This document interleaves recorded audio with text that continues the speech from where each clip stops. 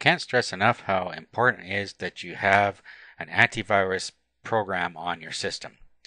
Now, if you don't have one, you can download a really good one for nothing called AVG Free. And if you do have one that you're paying for, you might want to consider letting your subscription lapse and getting this one if you want to. Okay, so just go to the AVG Free homepage. Again, there's a link to it in the resources document. Click Get It Now, and then just download the free version. Scroll down, click Download.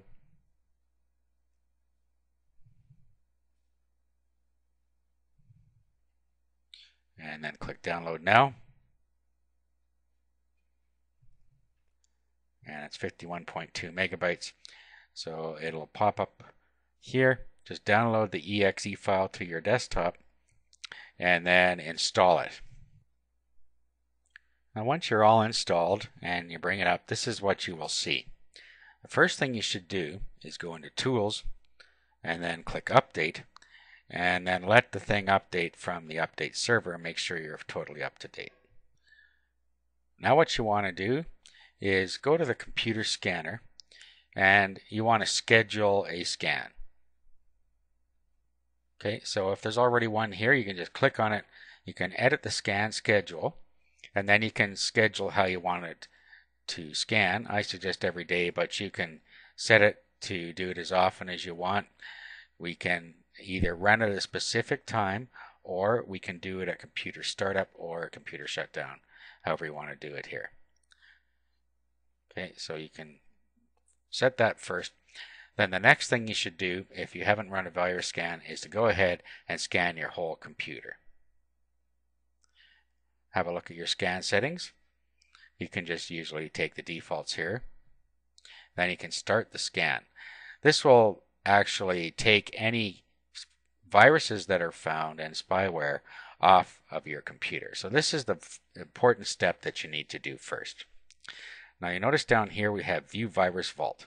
If your computer finds viruses, it'll actually add them to the virus vault and isolate them from the rest of your files so as not to do any harm. So if we look at our virus vault, if there's anything to show you, this is where it's going to do it. Okay, and as you can see, we have some stuff in our virus vault here.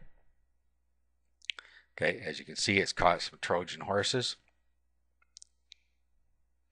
Okay, so what we can do is we can just empty the vault, or if we just leave them alone, they just sit here without doing any harm. We also have event history up here, and it tells us all the things that have happened during the scans. Okay, so that's your virus vault.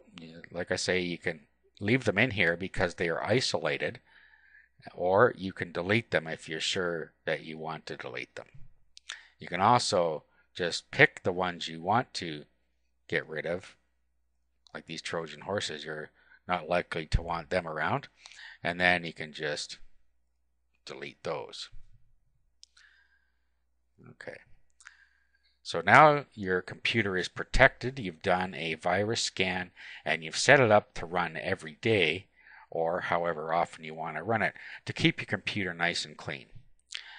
Now there's one more step that we need to do to be sure that we have all of the spyware off. Although AVG Spyware will get rid of most of it, and many other virus programs will get rid of most of it, there are some viruses that are extremely hard to remove, and there's only one program that I've found that will do that. And we'll have a look at that next.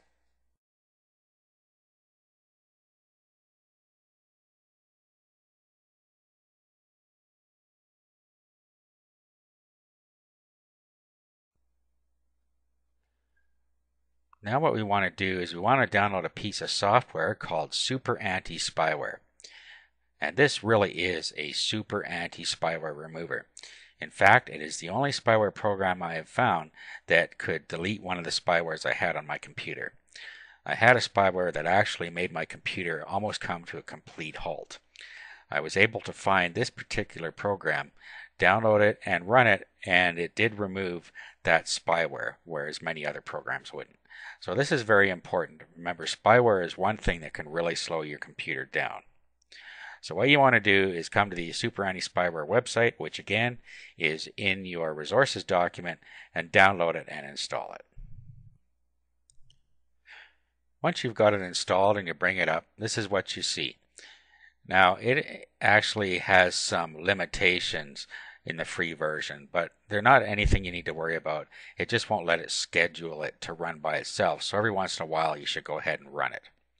Now, the first thing you're going to want to do is you're going to run to update. So do a check for updates and make sure that you're all up to date. Then after that, just scan your computer, and this will go through and it will look for any spywares on here. So you can perform a quick scan the first time, and you can just pick the drives that you want to scan and then click next, and it starts to scan and it tells you the progress down the side here. So go ahead and scan and let that finish. Make sure that you run this at least every couple of weeks so that you're sure that you're staying clean, or if your computer starts to slow down, you should run this program as well.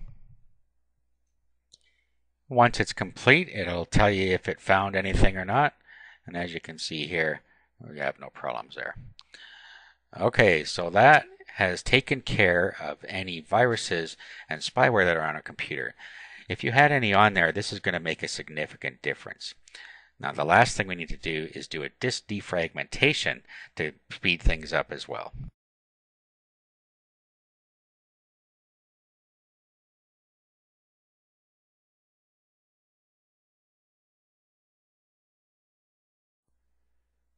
The last step in our routine maintenance is to do our disk defragmentation. Now this can be very important, can make a significant difference as well, because it moves your files together so that your disk head doesn't have to seek all over the place to find your files. So what we will use is we'll use OzLogic's disk defrag. Now the version you see may be different than the one you see on this page by the time you download it, but go ahead and download the most recent version. So just click on download and go ahead and download and install. When you run it first time, this is the screen you'll see. It shows you the file system, the total disk space, the used disk space, and the free disk space. A nice thing about this particular program is that you can actually schedule it to defrag at a certain time, which is nice, so you can automate that process. Okay, so what we do now is we just click next. Okay, and what it's showing us here is the fragmentation of our drive currently.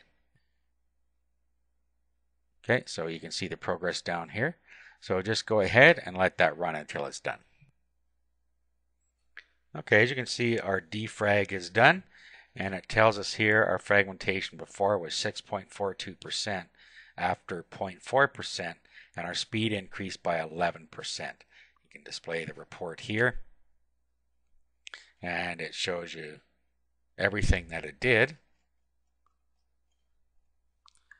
Okay, so that's all we have to do with that. In the next video, we're going to go over several tweaks that we're going to do to Windows itself to get us some more speed.